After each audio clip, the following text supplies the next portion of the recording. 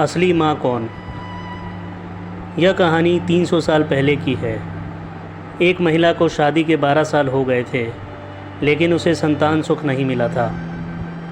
बच्चे को पाने के लिए उस महिला ने न जाने क्या क्या उपाय किए थे।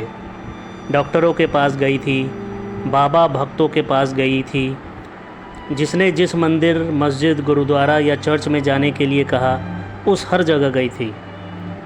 जिस भगवान का नाम लेने के लिए कहा, उस भगवान का नाम लिया था, और जितने उपाय या उपवास करने के लिए कहे, सब किए।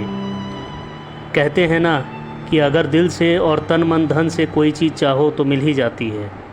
इस महिला को भी उसकी तपस्या का वरदान उसके बेटे के रूप में मिल ही गया। 12 सालों की दुख, दर्द और पीड़ा अपने बेटे का चेहरा देखते ही सुख, खुशी और संतुष्टि में बदल गया।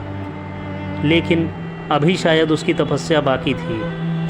शायद भगवान को अभी उसकी और परीक्षा लेनी थी। जब उसका बच्चा 1 वर्ष का हुआ तो एक दूसरी महिला ने उसका बच्चा चुरा लिया। सोचिए उस माँ की मनस्थिति क्या होगी जिसने दुनिया में सबसे ज़्यादा जिस बच्चे के लिए अपनी ज़िंदगी जी थी, उससे उसका बच्चा ही छिन गया।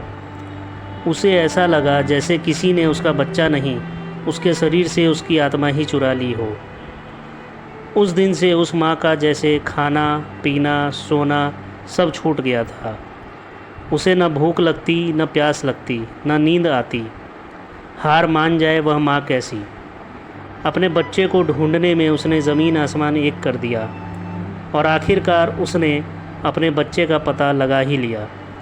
वह पहुँच गई उस चोर महिला के पास अपने बच्चे को वापस लेने के लिए। जब बच्चे की माँ ने उस चोर महिला से अपने बच्चे को वापस पाना चाहा, तो वह महिला ऐसा जताने लगी जैसे वह उसका खुद का बच्चा हो।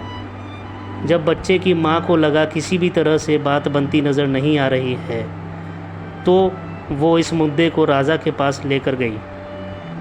राजा के दरबार में दोनों महिलाएं हाजिर की गईं। दोनों ही महिलाएं उस बच्चे पर अपना पूरा हक जताने लगी।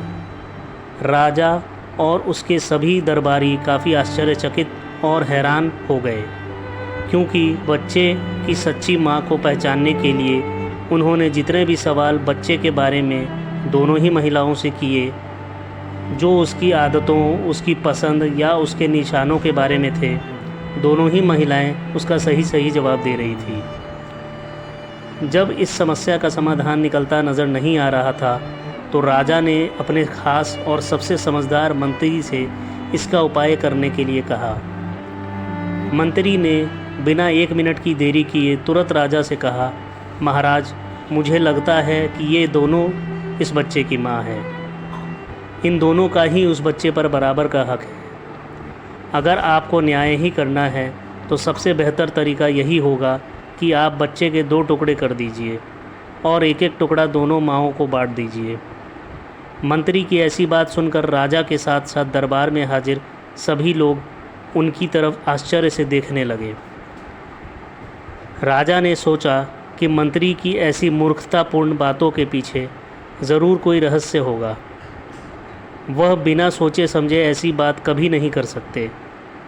राजा ने तुरंत अपने सिपाहियों से कहा कि मंत्री की बात पर अमल किया जाए और इस बच्चे के 2 टुकड़े कर दिए जाएं। बच्चे की असली माँ ने यह फैसला सुनते ही राजा के पैर पकड़ लिए और बोली, महाराज, मुझ पर इतना जुल्म मत कीजिए। आप चाहे तो बच्चे को उस महिला को दे दीजिए, लेकिन उसके 2 टुकड़े कर मत मारिए। मेरा बच्चा मेरे पास नहीं रहा तो चलेगा, इस दुनिया में तो रहेगा। मंत्री जी ने राजा से कहा, महाराज, यही उस बच्चे की असली माँ है, और जो वहाँ शांत खड़ी है वह है चोर।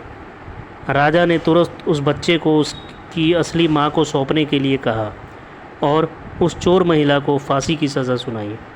दोस्तों, उम्मीद करता हूँ कहानी आपको पसंद आई होगी। अगर पसंद आई है तो कृपया लाइक करें, शेयर करें और साथ ही साथ हमारे चैनल को सब्सक्राइब करें। धन्यवाद।